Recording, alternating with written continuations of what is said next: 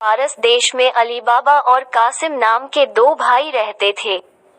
पिता की मृत्यु के बाद से दोनों भाई मिलकर अपने पिता का व्यापार संभालते थे। बड़ा भाई कासिम बहुत लालची था। उसने धोखे से पूरा व्यापार हथियाकर अली बाबा को घर से निकाल दिया। इसके बाद अली बाबा किसी बस्ती में जाकर अपनी पत्नी के साथ झोपड़ी में गरीबी की जिंदगी व्यतीत करने लगा। रोजाना जंगल जाकर लकड़ियां काट कर लाता और बाजार में उन्हें बेचकर जैसे कैसे घर का गुजारा चलाता था। एक दिन अली बाबा ने जंगल में लकड़ी काटते समय 40 घुड़सवार को वहां आते हुए देखा। सभी घुड़सवार के पास धन की पोटली और खंजर थे। ये देखकर वह समझ गया था कि ये सभी चोर हैं। बाबा एक पेड़ के पीछे छिपकर उन्हें देखने लगा। तभी सभी घुड़सवार एक पहाड़ के पास जाकर खड़े हो गए। तभी चोरों के सरदार ने पहाड़ी के सामने खड़े होकर बोला, खुल जा सिम सिम। इसके बाद पहाड़ में से एक गुफा का दरवाजा खुला। सारे घुड़सवार उस गुफा के अंदर चले गए।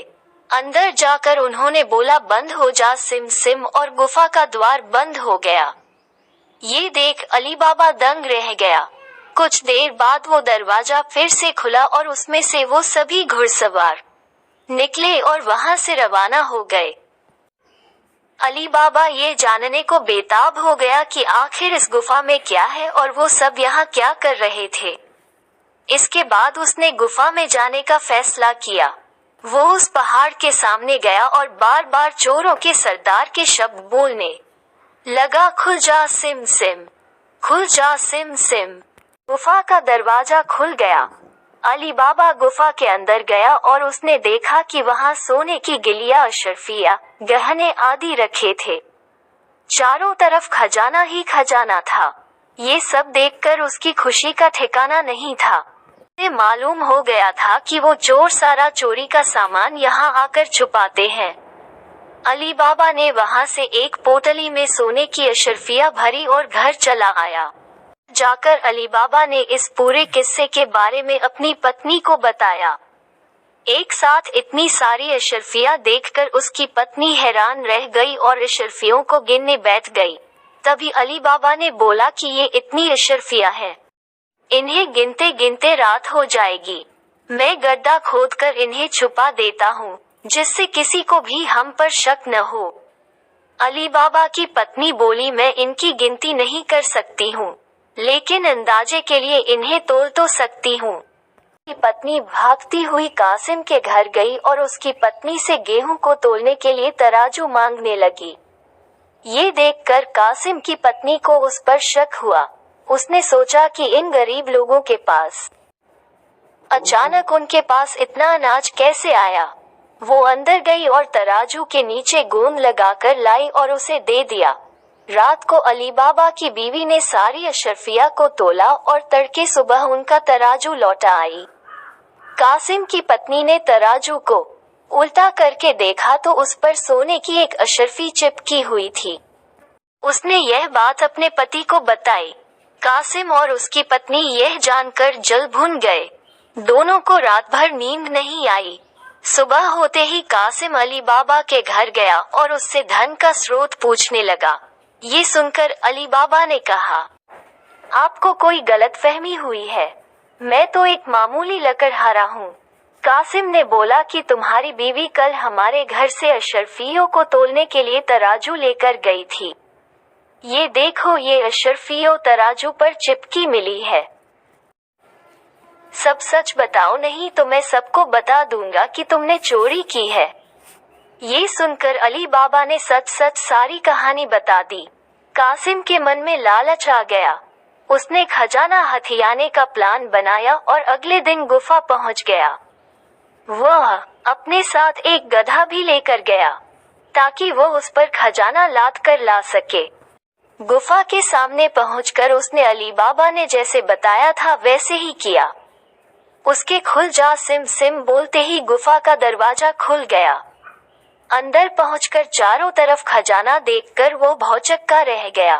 उसने बोरियों में सोने की सिक्के भरे और बाहर निकलते समय क्या बोलना है वही भूल गया।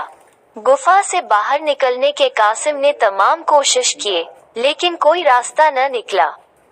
वो गुफा के अंदर कैद हो जाता है। कुछ देर बाद जब चोरों का गिरोह वहां पहुंचा, तो उन्होंने देखा कि बाहर एक गधा बंधा है। वे समझ जाते हैं कि यहाँ कोई आया है।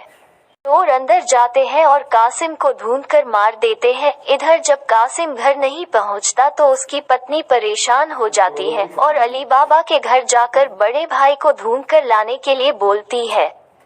अली बाबा ढूंढता हुआ गुफा के पास पहुंचा तो वहां उसने भाई के गधे को घास चरते हुए देखा। वो समझ जाता है कि कासिम अंदर गया था और चोरों ने उसे पकड़ लिया है। अली बाबा जब गुफा के अंदर गया तो उसे कासिम की लाश मिली।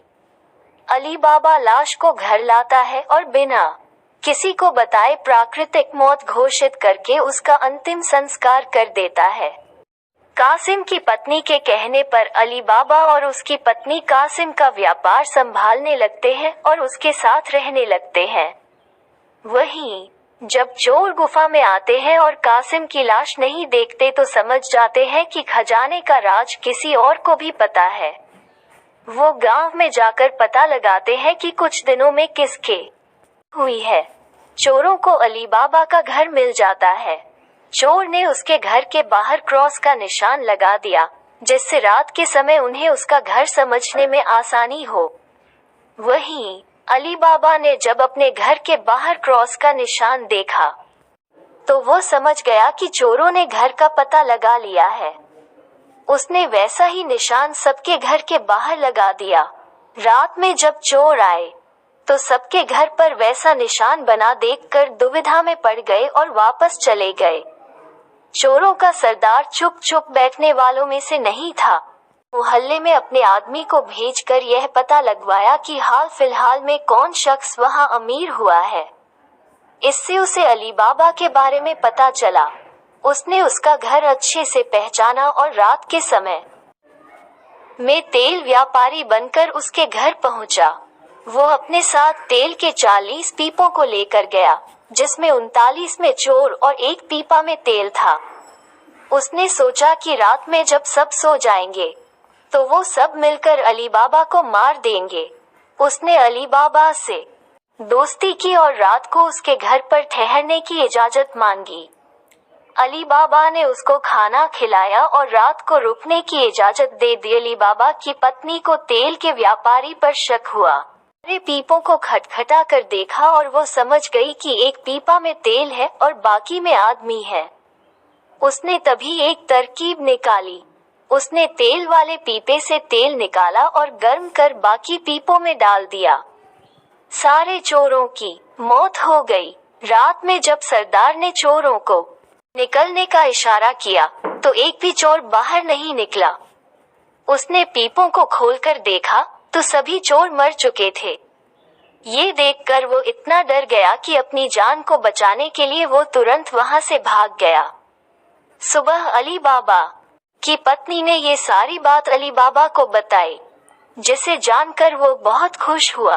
अब उन 40 चोरों के सारे खजाने का अकेला मालिक अली बाबा था। वो देश का सबसे अमीर शख्स बन गया था और खुशी खुशी अपनी बीवी बच्चों के साथ रहने लगा। कहानी से सीख: लालच मनुष्य का दुश्मन है। लालच करने से सब काम खराब हो जाते हैं, इसलिए कभी भी लालच नहीं करना चाहिए।